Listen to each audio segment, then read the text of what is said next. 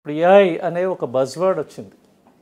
ఈ ఏఐ అనేది మనకు అవకాశాలను పెంచడంతో పాటు ఉద్యోగస్తుల పనితీరుని, ఉద్యోగస్తులు చేస్తున్న పనిని కూడా ట్రాన్స్ఫార్మ్ చేస్తుంది.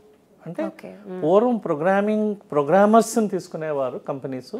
ఇప్పుడు అది తగ్గిపోయింది. ఏఐ రాసేస్తుంది ప్రోగ్రామ్స్, లైక్ చాట్ జీపీటీ అవ్వచ్చు, లేదు అదర్ ఏఐ డ్రివెన్ ప్రోగ్రామ్స్ ఉన్నాయి, అవి ఆటోమేటిక్గా కోడ్ని రాసేస్తున్నాయి.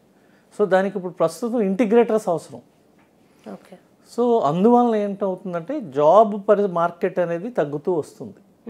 దీనికి ఇప్పుడు ఏం చేసామంటే దానికి GD Goenka university Aavishkar innovation and incubation, అంటే స్టూడెంట్సే స్వయంగా ఒక కంపెనీని స్థాపించడానికి వాళ్ళ యొక్క ఆలోచనల్ని వృద్ధి చేయడానికి కోసం ఒక ఇంక్యుబేషన్ సెంటర్ని స్టార్ట్ చేసామండి.